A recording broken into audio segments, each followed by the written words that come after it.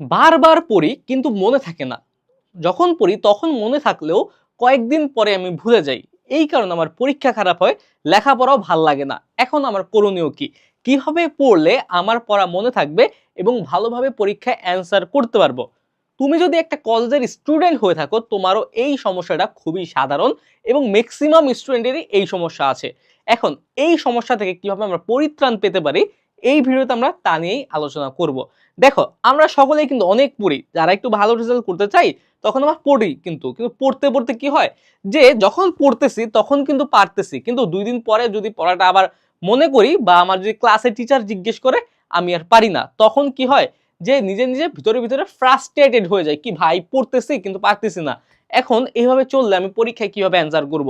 তখন তুমি ধীরে ধীরে পড়ার প্রতি তোমার যে আগ্রহ, ওই আগ্রহটাও হারিয়ে যায়।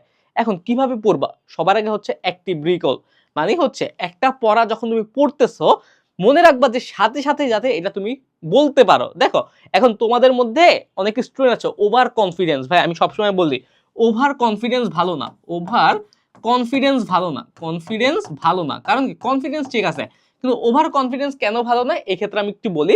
তোমরা কি করো যে বইয়ের পৃষ্ঠাটা একবার পড়লেই মনে করো কি তুমি তুমি পারো, তোমার জিজ্ঞেস করলে তুমি পারবা, কিন্তু তুমি কিন্তু দেখলা না যে আসলে আমি যে পৃষ্ঠাটা পড়লাম আমি কি আদৌ পারি কিনা। যে পড়ছি ঠিক আছে, একবার আমি দেখি না ভাই পারি কিনা, নিজের একবার যাচাই করি যে আদৌ আমি কেমন শিখলাম। এটা কি তোমরা করো?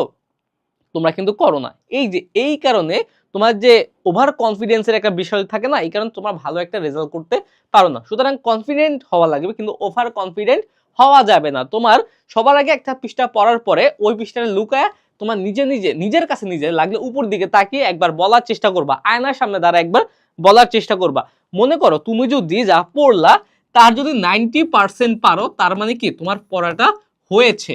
আর যদি 80-র কম পারো তাহলে মনে করবা কি যে হয় নাই। যদি 80 থেকে 90 তাহলে মানে কি মোটামুটি হয়েছে, মিডিয়াম। হ্যাঁ, মিডিয়াম হয়েছে মোটামুটি। কিন্তু যখনই তোমার 80%-এর নিচে যাবে তখনই মনে করবা কি যে পড়া হয় নাই, পড়া হয় নাই। তখনই কি পড়াটা আবার তুমি পড়বা। ওকে, এইভাবে হচ্ছে ভাই স্ট্র্যাটেজি ফলো করতে হবে যে আদৌ তোমার পড়া হয়েছে কিনা, এইটা ট্র্যাক করাটা বেশি ইম্পর্টেন্ট। তারপরে আরেকটা টেকনিক, যেই টেকনিকটা আমি পার্সোনালি ইউজ করি আমার কোনো কিছু শেখার ক্ষেত্রে। যে আমি কি করি, যে কোনো একটা বিষয় পড়লে এটা এটা বন্ধুদের বা পরিচিত কাউকে বোঝানোর চেষ্টা করি যে আয় তোর আমি পড়াই, তুই কি এটা পারোস? এটা পড়াইলে কি হয়, পড়াইলে কি লস আছে? বলে না যে জ্ঞান একমাত্র জিনিস যেটা দান করলে কমে না, ওটা বেড়ে যায়। এই যে তুমি একটা জিনিস পড়লা, ইকোনমিক্সের একটা অঙ্ক পড়লা, চাহিদা বিধি পড়লা, যোগান বিধি পড়লা, তুমি এখন তোমার একটা বন্ধুরে, বন্ধু তুই কি এটা পারোস, আয় তোরা পড়াই। এই যে টিচ সামওয়ান, যখন তুমি পড়াইতে যাবা না তখন দেখবা কি যদি তোমার মধ্যে কোনো সমস্যা থাকে ওইটাও বের হয়ে আসবে, বন্ধুরেও তোমার পড়ানোর মাধ্যমে তোমার এটা পার্মানেন্ট মেমোরিতে চলে যাচ্ছে। এই জিনিসটা অত অত ইজিলি তুমি কি ভুলবা না। এখন পড়ানোর ক্ষেত্রে তোমরা কি ভয় করো যে আচ্ছা পড়ার সময় যদি আটকে যাই তখন কি হবে? সমস্যা কি ভাই, বন্ধুর সামনে তো আটকাইতেছো, তুমি তো আর অন্য কারোর সামনে আটকাইতেছো না, সমস্যা কি? তুমি বন্ধুকে বুঝাও। তোমার যেখানে পারো না দুই বন্ধু মিলে এখানে গ্রুপ স্টাডি করার একটা স্কোপ থাকে, তোমরা ওই স্কোপটাকে কাজে লাগাও, এর ফলে তোমার বন্ধুরও হয়ে যাচ্ছে, তুমি তো পড়ছোই, তোমার পড়াটা আরো ভালোভাবে হয়ে যাচ্ছে। এই জিনিসটা তুমি করতেই পারো। দেখো ভাইয়া, পড়ানো হচ্ছে ভালো কিছু আর এই দুনিয়াতে নয়। এই যে তোমাদের আমরা বলি, তোমাদের আমরা পড়াই, এর ফলে কি হয় যে আমরাও কিন্তু শিখি, এমন না যে আমরা শিখি না, আমরা অনবরত শিখতেছি, আমাদের জ্ঞানের লেভেল একটু হলেও বাড়তেছে। আর এটা কিন্তু অনেক মহৎ একটা কাজ। ওকে, সুতরাং কেন পড়াতে হবে। তারপরে হচ্ছে আরেকটা যেটা আমাদের সবচেয়ে ইম্পর্টেন্ট, আমরা যখন কি করি পড়তে বসি তখন পড়েই যাই, মানে কতটুক মাথায় ঢুকলো কতটুক ঢুকলো না এটা কিন্তু আমরা কি করি না, যাচাই করি না। কিন্তু আমাদের ব্রেইনের কিন্তু একটা ব্যাপার আছে, ব্রেইনের একটা ক্যাপাসিটি আছে।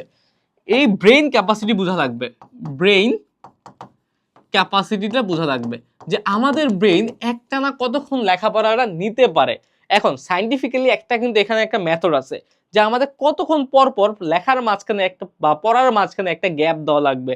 এই গ্যাপটাকে বলা হয় পোমোডোরো রিভিশন। এই যে পোমোডোরো টেকনিকটা যদি ব্যবহার করার ক্ষেত্রে এটা কি, এটা হচ্ছে তোমার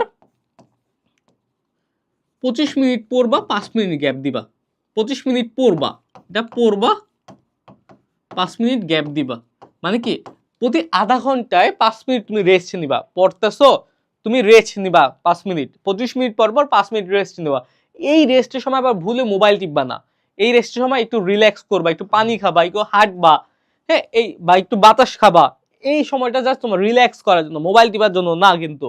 এই যে 25 মিনিট পর পর 5 মিনিট ব্রেক, আবার 25 মিনিট পড়বা, আবার 5 মিনিট ব্রেক, এইভাবে তুমি লেখাপড়াটা কন্টিনিউ করবা। সাইন্টিফিক্যালি প্রুভেন যে এইভাবে পড়লে একটা স্টুডেন্ট সবচেয়ে বেশি আউটকাম দিতে পারে, সবচেয়ে ভালোভাবে পড়া বুঝতে পারে। এর ফলে তোমার ব্রেইনের ক্যাপাসিটি অনেক বেড়ে যায়। সুতরাং এইভাবে তুমি রিভিশনটা কমপ্লিট করতে পারো। বা তুমি একটা কাজ করতে পারো, আরেকটা ব্যাপার হচ্ছে এই প্রোমোডোরো রিভিশনটা আরেকটা কনসেপ্ট আছে। এইটা তুমি কিভাবে ব্যবহার করতে পারো, এটা হচ্ছে তুমি কয়েকদিন পর পর হচ্ছে রিভিশন দিবা, কয়েকদিন একটু গ্যাপ রেখে রেখে রিভিশন দিবা, বা তোমার একটা বিশ্রামের পরে রিভিশন দিবা। তুমি 2 দিন পরে আবার পড়বা, 5 দিন পরে আবার পড়বা। কিন্তু আমি এক্ষেত্রে কি বলি যে একবার পড়ার পরে প্রথম দিন পড়লা, প্রথম দিন পড়ার পরে তৃতীয় দিন পড়বা, তৃতীয় দিন পড়ার পর সপ্তম দিন, সপ্তম দিনের পরে 14 দিন। এই একটা সার্কেল মেনটেন করলে তোমার ওই পড়াটা ভুলার সম্ভাবনা খুবই কম থাকে। ওকে, তারপরে আসি আমরা ব্লার শিট টেকনিকটা কি। এই ব্লার শিট টেকনিকটা এটা কিন্তু তোমার লেখাপড়া বা মনে রাখার জন্য সাইন্টিফিক্যালি আরেকটা প্রুভেন হচ্ছে টেকনিক। এই ক্ষেত্রে তুমি একটা পৃষ্ঠা নিতে পারো, পৃষ্ঠাটা পড়ার পরে ওইটা একটা নোট বানাতে পারো, সংক্ষেপে একটা নোট। মাঝে মধ্যে ওই নোটটা দেখে তুমি একটু রিকল করার চেষ্টা করবা, মনে করার চেষ্টা করবা যে আদৌ আমার মনে পড়ে কিনা। ওকে, যদি এইভাবে পড়ো তুমি একটা পড়া জিনিস ভুলে যাবা না কখনোই। আর তুমি একটা সময় নিজেকে চ্যাম্পিয়ন দাবি করতে পারবা। যখনই দেখবা যে একটা পড়া জিনিস তুমি ভুলতেছো না, তখন নিজের মধ্যে আলাদা একটা কনফিডেন্ট ফিল করবা। একটা কনফিডেন্স কাজ করলে লেখাপড়ার প্রতি তোমার আগ্রহটাও অনেক অনেক বেড়ে যাবে। এইভাবে পড়তে হবে ভাই, সবকিছু একটা টেকনিক আছে, টেকনিক ফলো করে লেখাপড়া করলে আশা করা যায় যে পরীক্ষা খুবই ভালো করতে পারবা। ওকে, এইগুলো যদি ফলো করো আশা করা যায় তোমাদের আর কোনো সমস্যা হবে না। ওকে, তাহলে আজকের ভিডিওটা এই পর্যন্ত থাকলো। এগুলো ফলো করো, ইনশাল্লাহ তোমাদের আর কোনো সমস্যা হবে না যদি এগুলো তোমার লাইফে ইমপ্লিমেন্ট করতে পারো। আবার দেখা হবে, সেই পর্যন্ত সুস্থ থাকো, ভালো থাকো, আসসালামু আলাইকুম।